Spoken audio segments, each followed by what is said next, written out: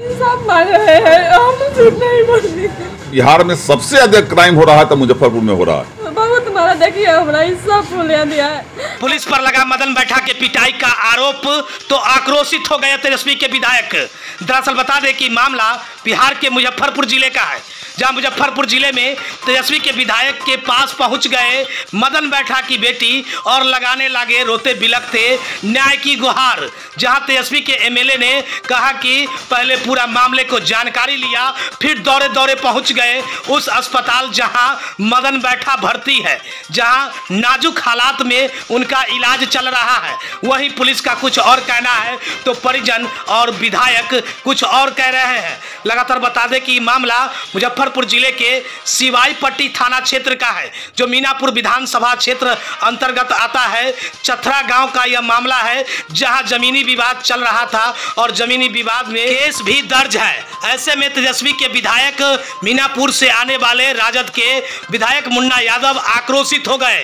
दरअसल बता दें कि मुन्ना यादव को मदन बैठा की बेटी ने सारी बातों की जानकारी दी, तो मदन बैठा की बेटी यानी कि जो अस्पताल में भर्ती है, उन्होंने पुलिस पर आरोप लगाया तो पुलिस ने पूरे मामले का खंडन किया। पुलिस ने कहा कि ऐसी कोई बात नहीं है, लेकिन उनकी बेटी और पत्नी आरोप लगाते चले गए। जिसके बाद तेजस्वी के विधायक मुन्ना यादव भी उस अस्पताल में पहुंचा, जहां निजी अस्पताल में नाजुक हालात में भर्ती है। अस्पताल के डॉक्टर का कहना है कि नाजुक स्थिति है। पहले यह मेडिकल गए हुए थे, इसके बाद वहां से रेफर कर मुजफ्फरपुर के एक प्राइवेट अस्पताल में भर्ती है। वहीं इस मामले को देखकर आक्रोशित हुए विधायक मुन्ना यादव और मनोज बैठा की बेटी और पत्नी के साथ साथ मुजफ्फरपुर के ग्रामीण एसपी और वहीं जहां भर्ती है वहां के डॉक्टर क्या कुछ कह रहे हैं, जरा सुनिए आगे इस वीडियो में। रेड कब होता है? रात में। हम लोग तो अधिकतर सुनते हैं कि रेड रात में होता है। ये तो बेचारा गरीब किसान था, जमीनी विवाद था आपस में, दोनों पक्ष से पिटीशन पड़ा हुआ है थाना में। तो पुलिस तो एक तरफा कार्रवाई में ऐसी घटना का अंजाम दिया है। जैसे कि उसके परिजन से हमें जानकारी मिली है कि वहाँ पुलिस गई, उस समय वो धान के खेती, धान का कटनी करके, अभी धान कटनी का समय है, कटनी करके बेचारा आया, स्नान करके खाना खाया, दरवाजे पर बैठ कर अमरूद खा रहा था। पुलिस पहुंची और बिना सोचे समझे, वो कौन अदिति कुमारी है और ये मनमोहन जो है वहाँ प्रभारी, जिसकी शिकायत मैं कई बार सीनियर एसपी को कर चुका हूँ। और ये लोग जा करके उनकी बच्ची को भी, जब उसके मदन बैठा जो अभी इलाजरत है, जैसा कि हॉस्पिटल से हमको खबर आई है कि उनकी स्थिति काफ़ी नाजुक है, वो बचने वाले नहीं हैं। हम खुद जा रहे हैं वहाँ हॉस्पिटल में, तो उनको बेरहमी से मारा। और उसकी बच्ची जब विरोध की उसका, तो वो कोई अदिति कुमारी है जो उसके बच्ची को भी बुरी तरह मारा है, जो बच्ची सामने में बैठी हुई है यहाँ। और जब स्थिति खराब देखा उसका, तो प्रशासन वहाँ से उसको छोड़ करके भागा। हमको एक बात समझ में नहीं आता कि एक साधारण आदमी अगर कोई विवाद है तो 3 गाड़ी फोर्स लेके जाने का क्या तुक था? और उसके साथ कुछ लोकल में भी कुछ ऐसे लोग हैं जिनके बारे में ही बता रही है, हम तो नाम लेना नहीं चाहते, जिनके बारे में बता रही है कि वो भी साथ में था, वो भी मारा पुलिस के साथ। हमारी सीनियर एसपी से भी बात हुई है। सीनियर एसपी ने हमको कहा है क्या कि उसको कोई छुआ भी नहीं। जब छुआ नहीं तो इस बच्ची का मुंह कैसे फूल गया? जब छुआ नहीं तो उसको ब्रेन हेमरेज कैसे, माथा में चोट लगकर उसका ब्रेन हेमरेज कैसे हो गया? तो कहते हैं दम्मा का मरीज था, उसको छुआ नहीं। जो आदमी कभी दम्मा का मरीज नहीं रहा, वो आदमी शुद्ध किसान था, खेती करता था और खेती करके आया, अपने घर पर बैठ करके खाना खा रहा था, उसके दरवाजे पर एक घटना घटी है। तो हमने सीनियर एसपी को भी बोला है कि आप खुद इसका तहकीकात कर लो। थानेदार आपको गुमराह कर रहा है, जिसका नतीजा है कि पूरे जिला में क्राइम बढ़ा हुआ है। हमको लगता है कि आज के डेट में बिहार में सबसे अधिक क्राइम हो रहा है तो मुजफ्फरपुर में हो रहा है। उसका एक ही मात्र कारण है कि जो क्रिमिनल का संरक्षक है, जो शराब व्यापारी का संरक्षक बना हुआ है थानेदार, वही थानेदार कन्विंस कर देता है सीनियर एसपी को। तो मेरी आग्रह है कि सीनियर एसपी इसको जांच करे और भारतीय संविधान में जो आम आदमी के लिए कानून है, वही किसी पदाधिकारी के लिए, वो किसी नेता के लिए कानून है। अगर इसमें संलिप्तता, अगर इस आदमी के जख्म में चाहे हत्या में संलिप्तता अगर है जिन लोगों का, चाहे वो थानेदार हो या कोई हो, उस पर कड़ी कार्रवाई होनी चाहिए। और कड़ी कार्रवाई अगर नहीं होती है, इसका जांच सही ढंग से नहीं होता है, फिर इसके लिए हम लोग सड़क पर उतरेंगे। एक दलित का हत्या किया है वो, ये थानेदार, वो दलित समझकर निर्मम इतना बुरी तरह मारा है उसको, जिससे वो आदमी अंतिम सांस ले रहा है। उसके बच्ची को भी मारा है। अब ये प्रमाण तो नहीं साबित होता है कि नहीं कि हम पुलिस छुआ है कि नहीं छुआ है। ये कह रही है कि अदिति कुमारी थी, हम तो नहीं जानते अदिति कुमारी कौन है।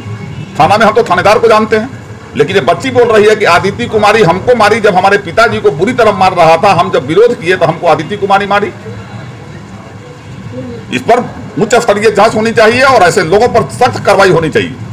जो बात है कोई बनावटी नहीं, जो बात है एकदम बोलना हुई। नहीं देखिए, हम अपना बाप ला इंसाफ मांग रहे हैं, हम झूठ नहीं बोलते।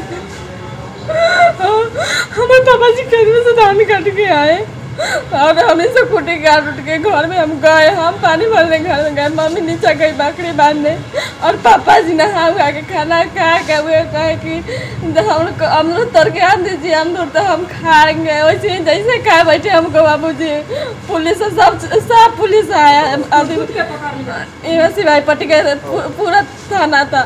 हमारा पापा हमको घर में घेर के हमारा इतना मारा बहुत मारा, देखिए हमारा ये सब फूलिया दिया है।